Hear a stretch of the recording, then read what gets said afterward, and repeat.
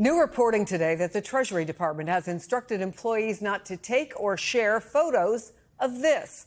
Demolition crews tearing into parts of the East Wing of the White House with bulldozers and cranes. The Wall Street Journal quotes an internal email requiring prior approval of the Office of Public Affairs before documenting what's going on. It's the site of what will ultimately be construction of President Trump's long-desired White House ballroom. MSNBC political analyst Juanita Tolliver joins us now. Juanita, let's just remind folks by playing what Donald Trump said we could expect. Take a listen. It won't interfere with the current building. It'll be near it, but not touching it, and pays total respect to the existing building, which I'm the biggest fan of. It's my favorite place. I love it. I mean, is that why they don't want pictures taken of it? What do you think's going on here? I think that's explicitly right, Chris. Look, his definition of respecting something is markedly different from mine or yours, or even the employees in the Treasury Department who submitted those visual images. Because what we see is destruction, demolition, and the symbolism is just staggering, Chris, especially knowing how Donald Trump has been committed to gutting the government, gutting the federal workforce since the moment he re-entered the White House this January. And so looking at these images, I'll be honest, I wasn't surprised because, let's be real, I don't take much of what comes out of Donald Trump's mouth as trustworthy or truthful. And it does beg further questions. If he wasn't honest about the proximity to the building, if he wasn't honest about the demolition of the East Wing, what else is he covering up? We know he also was inaccurate in naming the cost associated with this structure.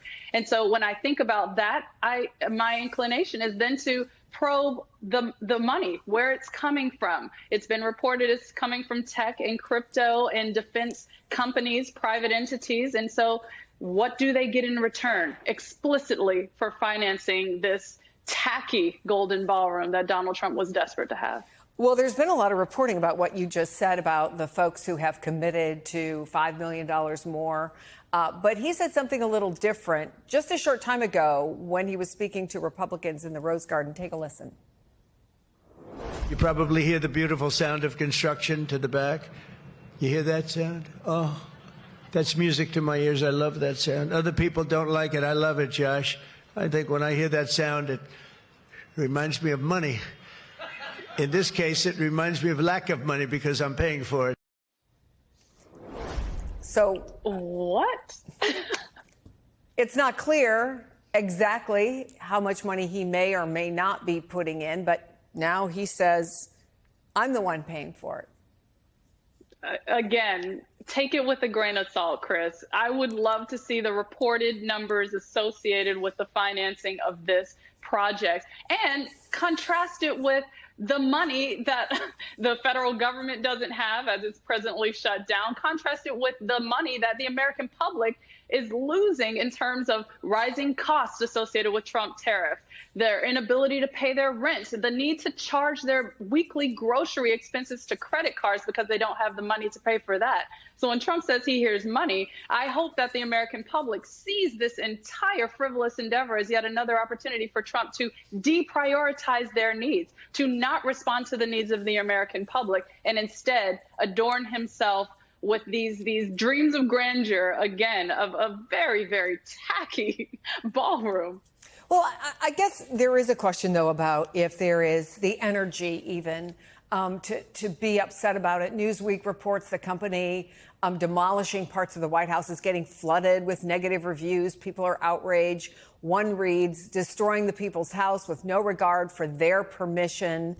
But even though, as the New York Times puts it, they're transforming one of the most recognizable buildings in the world, to the average American, do you think it matters?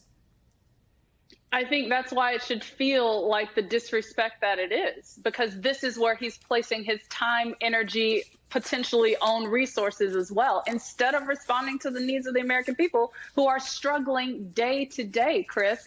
I think about the direction of the economy going into what now is the final quarter of the year, knowing the holidays are coming, knowing the challenges that households typically face in this quarter with finances, and how that's going to be exacerbated by the economic conditions that are essentially predicated on the actions of Donald Trump and Republicans at this stage. And so I think they will start paying more attention as they see the impacts at an individual household level, because there's been no question that people are aware that they're paying more for their basic needs. I think when they see it in contrast to what Donald Trump is doing, instead of addressing those challenges, that's when it's going to hit home. Juanita Tolliver, thank you.